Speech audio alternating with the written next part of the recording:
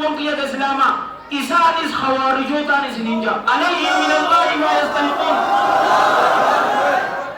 كنانة ابن بشر جام إساتو أجيسي يومي بيا فيتن بنتني لالتني غنم كيزة التوس قويا كيزة التوس مالي نسنيما وني ميديان نوكن نونيكز نبني مسلمة تيجوهاتو نغاي الرابع قروا المسلمين الرا نغاي مبان نبني برا نغاي الرابع مسلموني أمو أجلكم الله نغاي الراهم بان نسنينجا قابضا قوضو ديمو جنودي دي جاتي عبد الله رضي الله عنهما odoo garaa qabduuti obboleeyyan kiyya ka islaamaa ilmoo isii waliin garaa isaanii keessa isii direetiti isii ajjeese mucummaan san jaalawwan kiyya timira takka lafarraa buuteetiti agarraan timirri kun halaali moo haraamii jee gaafatee siin jira dhiiga ilma namaatu ajjeesuu hin sodaanne timira moo ajallakumullah yoo diina qaraanee akka sahaabatti nuuf hin galle fitnatu shubhaa keessa seen fitnatu shubhaan fitnatu shahwaa daran hamtu maqaa diinaatiin jettee nama ajjeesu rabbiin subhaanahu wa ta'ala akkunumatti odoo namni tokko naman ajjeese dachii tana keessatti fasaada odoo hin uumne nama ajjeesaa jee man qatala nafsan bighayri nafsin aw fasaadin fil ard faka'annamaa qatala annaasa jamii'an namni tokko jeeba lubbuu takka kuma ajjees haala isin nam tokko ajjees dachii kana keessatti badii kan facaasne akka nama cufaatu ajjeesii je muslimaa miti ba nama tokko ka ajjees akka nama cufa ajjeeseeti diinni islaamaa kana karaa isaan ammoo waan biraati kunni isaan dalaga talbiisu ibliis isinitti godhan obboleeyyan kiyya ka islaamaa yoo beekumsa akkana xixiqqoo takka yoo dhufne hawaasa keessan bareeda dardara amma akkanatti kaayyoo ajaa'ibaa qabu warra masgiida guute kana akka hafu godhaniin isiniin jira a'azzakumullah dirreedawaa gaafa tokko maaltu nu dhufe ni beektani ganda saabbiyaan jaamu eegasii dhabamanii jiran namuutu jihaada ajaa'ibaa itti godhe maal ja'alee dhufan ani guyyaan dhagee hedduu na kofalchiise maal jee tokko obboleeyyan kiyya ka islaamaa dhalaan takka haala dubrummaa qabduun qur'aana kaastee qara'uu hin dandeessuuti meeqami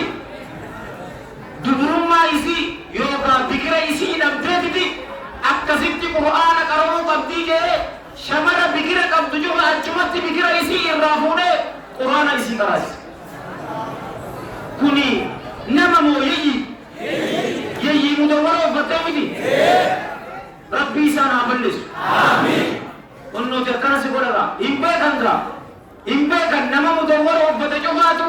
sheekha sahan namni aalima sahan sirratti wal fakkeessa wanni inni si godhu kana wanni barbaachisu ulamaa'ii teenya jala teenyeetiti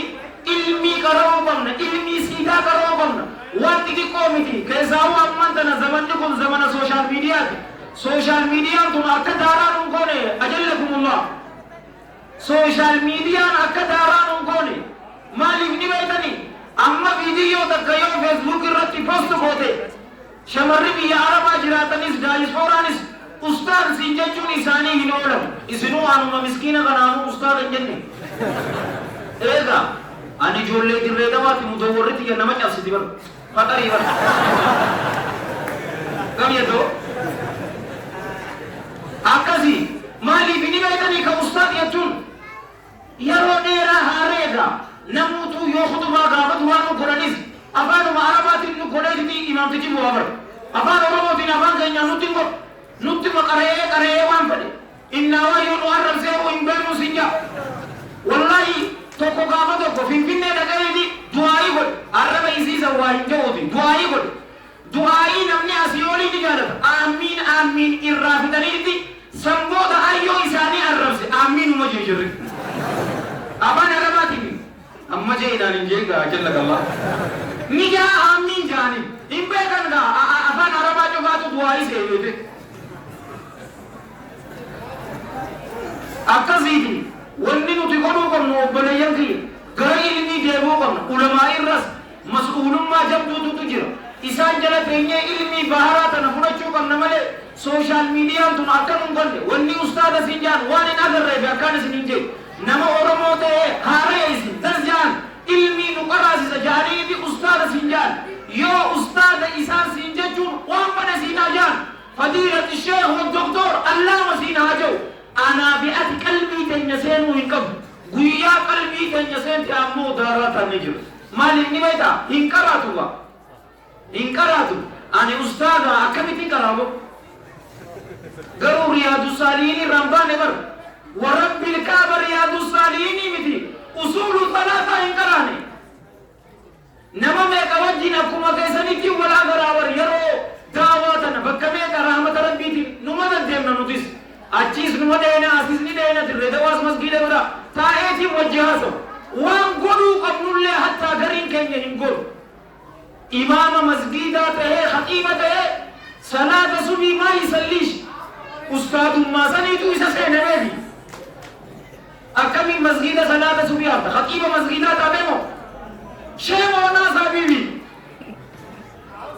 usta ajaan ati siseenaan achi dhaabbataa fitnaa biraatiin si dhufan fitnaan tun cufaatuu beeki jaalawwan kee islaama waan haarayaa miti waanuma dabarte ulamaa'ii jala teenyeetiti irraa sammachuu qabna ilmii keessaa umrii tana irraa sammachuu qabna waan ajaa'iba nutti ta'e ammaan tana kalee aan awwadaayin tun awwadaayi nama haafizaa nam 25 eebbisan achi keessaa dullacha amata 60 tuutuu hifziidhaan eebbifame amata tokko keessatti nutis nama akkasii kaayyoo dhiira akkasii ta'uu qabna malee aboo akkamitti moo an guddadheetiin jira laa rasuulli salawaatullaahi wasalaamu alayhi gaafa qur'aanii irratti bu'u amata 40 humaa takka hin beeku ture san dura eegasii eenyu akka rasuula keenyaa sallallahu alaihi wa alihi wasallam Abii Bakrin Siddiiqis akkaan isin hin jedhe amata 38 humaa takka eegasii ammoo hunnooti waan nu cuxumaatu deemu ta'e jaalawwan kiyya islaamaa goota irra caalaan ilma namaa rasuula rabbiiti sallallahu alaihi wa alihi wasallam eegasii Abii Bakrin Siddiiqi radiyallahu anhu ulamaa'ii teenya jala teenye ilmii qara'u fi ammas nama beekumsa qabu yoo jiraatu hanga inni halaqatul ilmi isinii uumuu hin eegina na waliin jirtanii amma inni ilmiin isin qaraasa laa yoo ammaan tana ustaadiineen isiniitun beekan waan inni qara'e kitaaba isinii beeku yeroo nuu mijjeesiiti nu qaraasisi jechuu qabdanii qur'aana nu qaraasisi aqiidaa nu qaraasisi hadiisaas nu qaraasisi jeeyu isiniitu jechuu qaban malee hamma yeroon isinii mijjooytuu hin eegina isiniitu mijjeefachuu qabu masgiidi keenyan qabu anaa fi atiituutu keessatti halaqaa ilmii uumuu qabu malee namni biraa hamma dhufu laa ka ammaan tanaa yoo laalte obboleeyyan kiyya to sooshaal miidiyaa ilmii seetanii waan garii na'amni qaraata garuu barakaa masgiidaa warabbil ka'aba hin geessuun isin hin jaa taa'umsa kana bar jaalowwan kiyya malaayikaatu tuutu isaan marsee bar hamma samii addunyaatitti